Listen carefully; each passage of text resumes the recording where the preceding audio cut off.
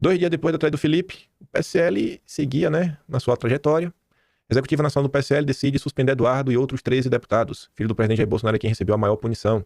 E aí começou aquela leva, começou a tirar os bolsonaristas de posições de destaque, das comissões, da própria CPMI da fake news, tirando todo mundo.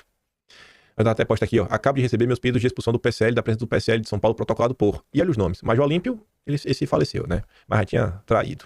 E o suplente dele, que é o Giordano, esquerdola, ruim. Aconteceu o que com a Joyce? O Bozella, nem conta no Twitter tem mais. Capaz de vocês nem saberem que é o Bozella. Não se reelegeu, né? Aí botou ali o Coronel Tadeu, Albunani, enfim. Sempre achei que eles seriam implacáveis contra corruptos e ladrões. Alguém poderia perguntar a eles qual crime eu cometi? Desafio da época.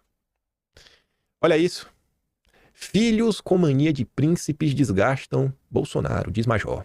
Basta criticar Bolsonaro que ganha espaço na imprensa. Vocês viram isso recentemente? E olha o que o Carlos falava, né? E olha como tem tudo a ver com a questão de Santa Catarina. Aí vão falar... Aí eu falo aí, ó. Esse meu trabalho é pro Carlos. Ai, meu Deus. Conhecemos o ex-presidente do PSL de São Paulo, né? No hospital, após a facada, o tal Major Olímpio chorou em frente a meu pai, que determinou foco primordial na eleição do tal. Assim o fiz. E hoje, este senhor diz absurdos sobre o trabalho que exerço de forma esgotante. És um bobo da corte.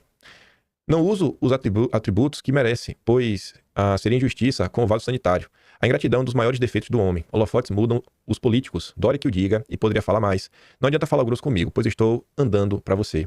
O Carlos tinha se licenciado de vereador e estava ajudando em muita coisa. Por Brasília, ajudar a informar Bolsonaro, levar como estava a temperatura das redes sociais.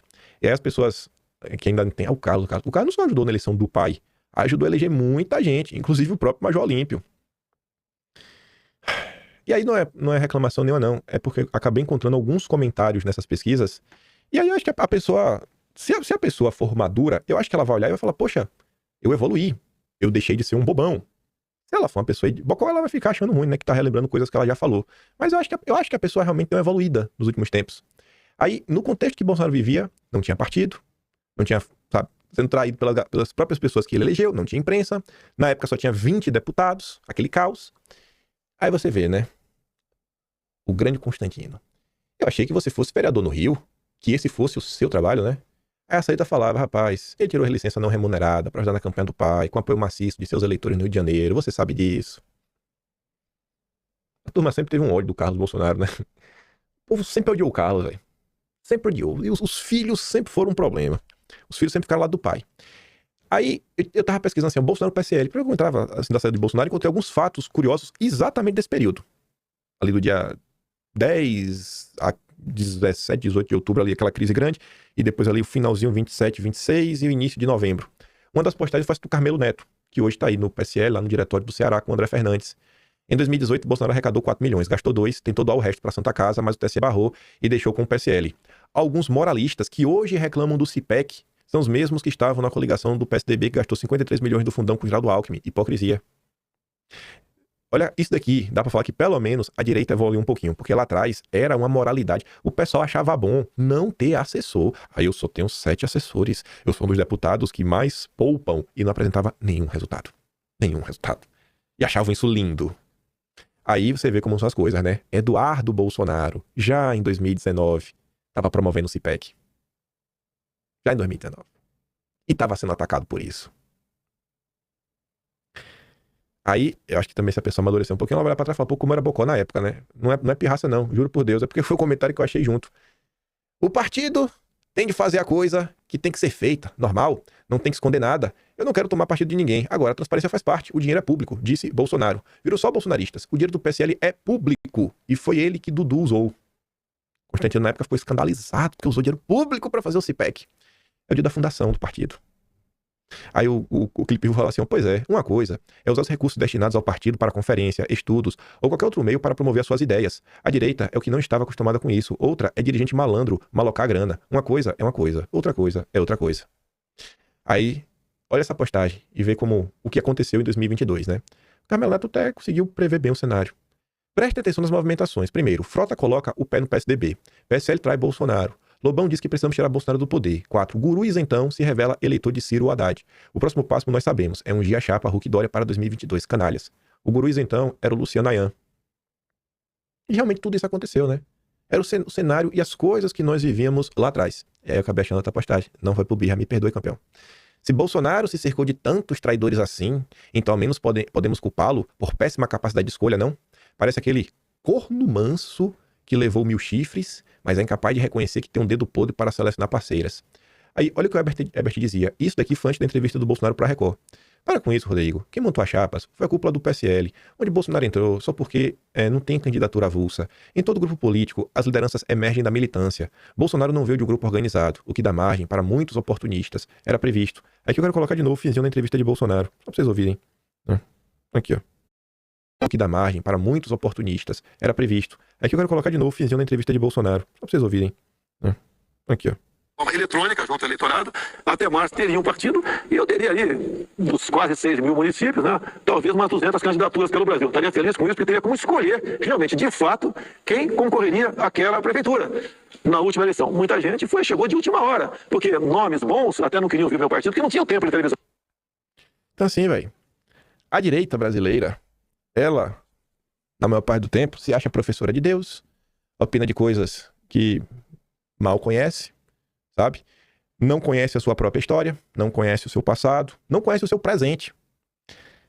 Ontem um comentário foi assim, um cara foi lá, não conheço e não acompanho o trabalho do Kim Paim, mas, como assim não tem mais, cara? Não tem mais. Se tu não me conhece, irmão, como é que tu vai fazer qualquer juízo de valor? A direita brasileira, só para dar assim um exemplo. Olhem os dramas, os desafios, os sofrimentos, as coisas que aconteceram. Bolsonaro tá sofrendo o quê? Por erro de estratégia? Foi erro de estratégia? Sabe? O Carlos é um aproveitador? O Eduardo Bolsonaro é o quê? É um surfista? Um fritador de hambúrguer? Olha, eu acho que se você voltar no tempo e realmente olhar, sabe? Com um olhar sério, minimamente responsável, eu acho que todo mundo consegue ver, sabe? De forma clara, velho, inquestionável, que tanto Bolsonaro quanto os filhos dele, sim, podem não ser os melhores políticos da história do Brasil, mas alguma coisa a contribuir, esses caras têm, sabe? E talvez merecessem um pouco mais de respeito. E talvez a direita devia olhar para as coisas, né, de forma um pouco mais séria. É muito bonitinho não tomar lado, ficar aí, né, pagando de isentão. A fala mais fácil de todas é cobrar união. Ai, vamos unir a direita, como se fosse um problema de união. A gente tá vivendo, gente, os mesmos problemas há uma década. É uma década dos mesmos problemas. É mais de uma década. Porque não é só problema de eleição, oportunista. Cara, é problema de não ter organização, não tem burocracia. Os intelectuais, eles querem se vangloriar de um passado que nunca existiu, sabe? Sei lá, acho que o cara leu quando tinha 16 anos um livro, parou, e hoje em dia todos os tais intelectuais da direita fazem o quê?